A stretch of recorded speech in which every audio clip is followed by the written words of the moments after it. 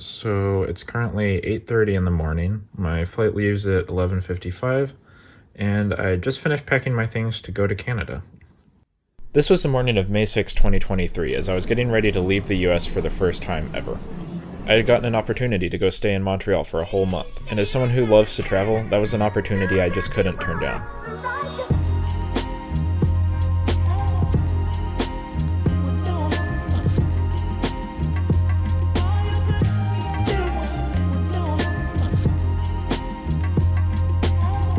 So I landed in LaGuardia, and I gotta be honest, it's really frustrating being in New York City and not being able to go out and be in New York City. At least I have a nice view while I wait here.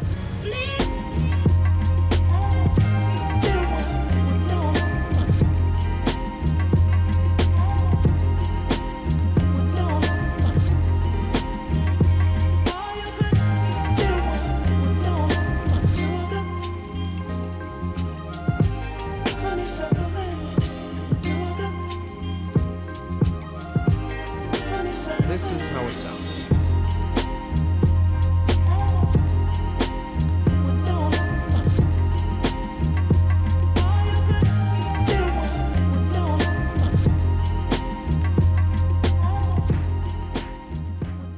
So I'm here now, it's late, I'm ready to go to bed, but tomorrow I'm gonna get out, I'm gonna explore the city. Super excited. I think I'm on the verge of a breakthrough.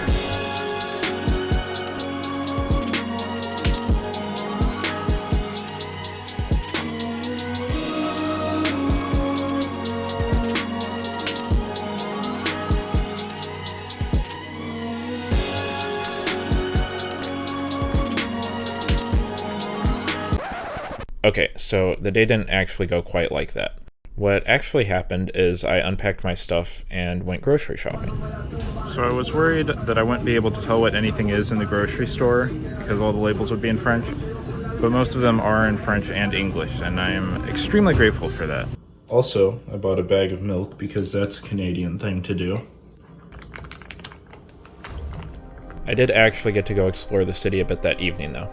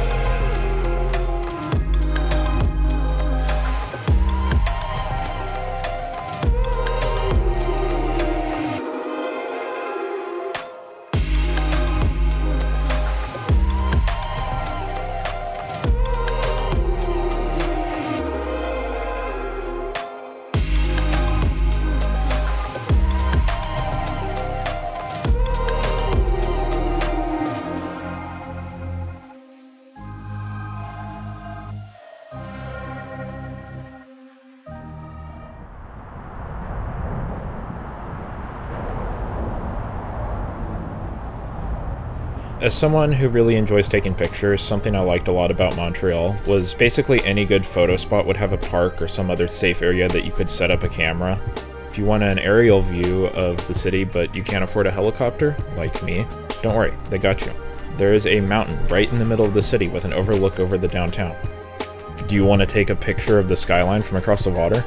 There's multiple islands that have parks on them you can take pictures from. There's piers, there's just all sorts of great areas to take a picture from. Do you want a more interesting angle? You can go up on the main bridge, and they built a little area off the bike path just in the perfect spot to take pictures.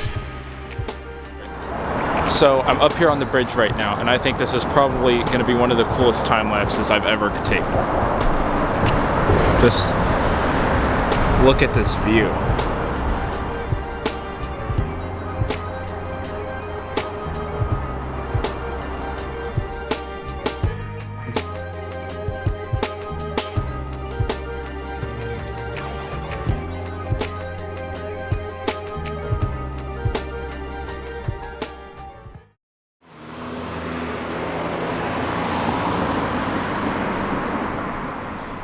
So it's currently 3 in the morning and I haven't gone to bed yet because I am going to go to the Mont Royale park and get a time lapse of the sun rising. And because it's so early, the metro isn't running and I'm going to have to go get a bike and ride that there.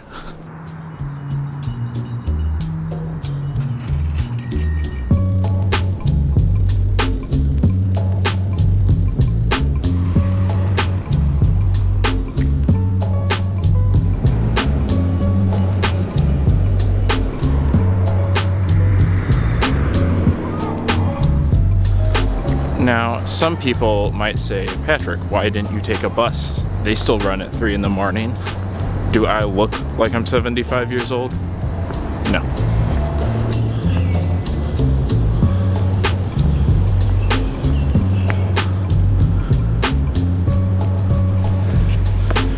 We have made it to the bottom of the mountain. And of course there's no lighting on the trail up. I've made it to the top now, so I'm just gonna sit here, relax, and wait for the sun to rise. It's so weird because I've come up here before and there's been people like everywhere up here, and now I'm the only person here at all.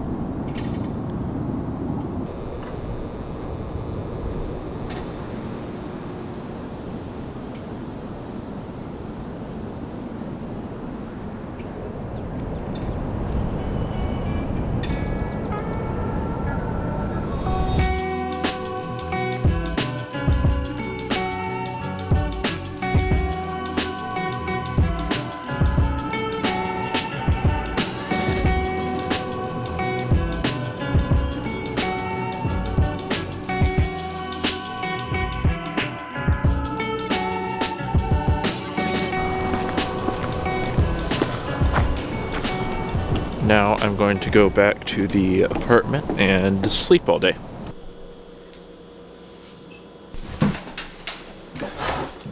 I'd like to dedicate the next segment of this video to something very special that has really been elevating the experience here. It's just made my trip amazing. Poutine. This is amazing. This is divine. If you are not telling your mother, your brother, your sister, your father, your grandparents, your aunts, your uncles, your friends, random people you see on the street about how wonderful poutine is, you are not properly respecting it. You are not appreciating it. You don't get it. If God opened a restaurant, this would be served. Breakfast, lunch, dinner, dessert. Every course. Literally all we need to do on this earth is plant potatoes. Farm cows, we don't plant cows. We need cows, potatoes, and whatever gravy comes. You can make gravy from cow meat, I think. You need cows and potatoes. That is what we need.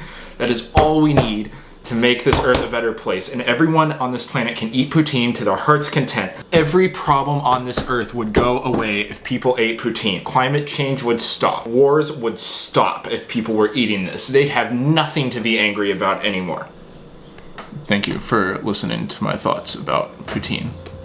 So for the next part of this video, I'm just going to talk about some of the different things I did and attractions I went to and my thoughts about them. The biosphere.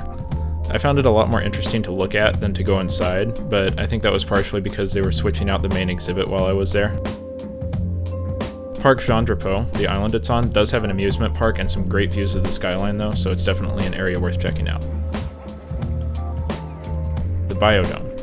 Not to be confused with the biosphere, the Biodome was very interesting inside, and it had exhibits with plants and animals from 5 different ecosystems around the world.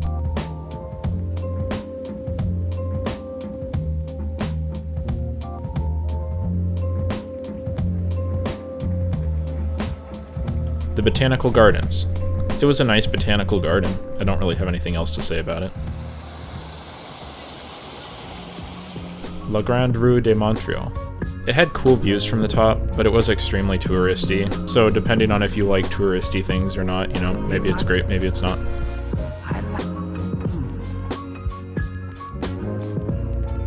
Old Montreal. It was a really nice area with some pedestrian-only streets and some great old European-style architecture. The only things I didn't like about this area was that everything was pretty expensive, and more than half the shops were souvenir shops, so finding something unique to do there was kind of difficult. All of the parks I went to in Montreal were very nice and well taken care of, and the ones along the river and canals had some great views. Some of the parks also had a very interesting selection of restrooms. I am currently in a self-cleaning toilet, and it spoke to me and told me that it would clean itself after I used it, and that it would spray disinfection out. And the door said it would open after so long. And there's a sink, and it does all this stuff, and it gives you water and then soap, and you don't have to push different things, and you push for toilet paper. And this is just mind-boggling. What the f*** is this? Another thing I spent a lot of time doing was riding bikes, both for practical purposes and just for fun. I think everywhere in the world besides the Netherlands should aspire to have a bike lane network as good as the one in Montreal. I think the most interesting thing I found in the bike lane network was a roundabout just for bikes. Maybe that's common other places, but I'd never seen one before. While I'm on the topic of transportation, I wouldn't be a train nerd if I didn't mention the metro system and how good it was.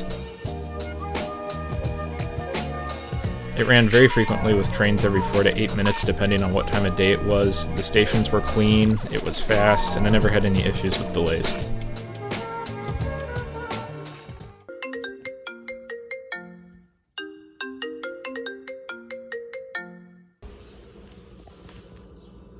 Good morning, sir. One of the most interesting days of my trip was the day I visited Quebec City.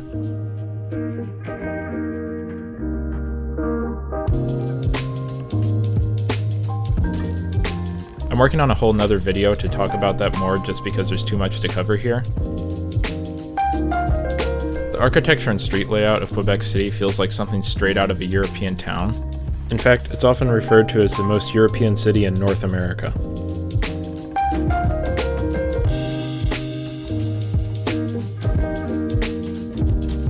Some of the most interesting things and areas I saw there were Rue de Petit Champlain and the nearby Umbrella Alley. If you look up ahead, you can see that I found the Umbrella Road.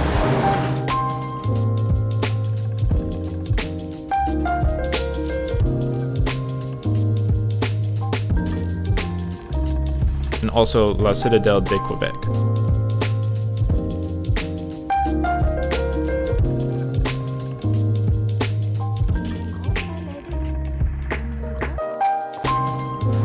It is that time where my train leaves in 45 minutes and I have to head to the train station.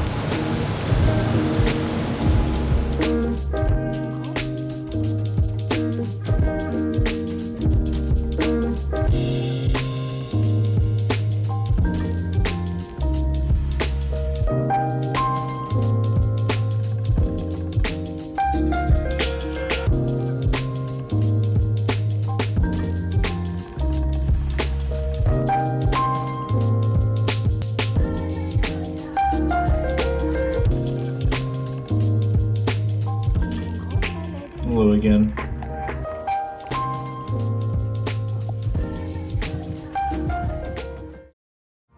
All great trips must come to an end, however, and the month was over way sooner than I would have liked.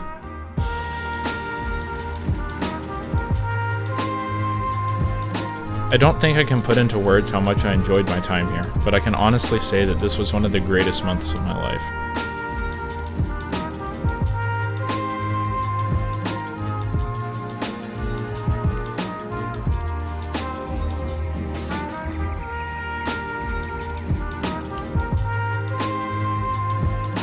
I think Montreal was a perfect place for me to go for my first time out of the country, and I don't know when it'll be, but I'm gonna make sure that someday I can come back and visit again.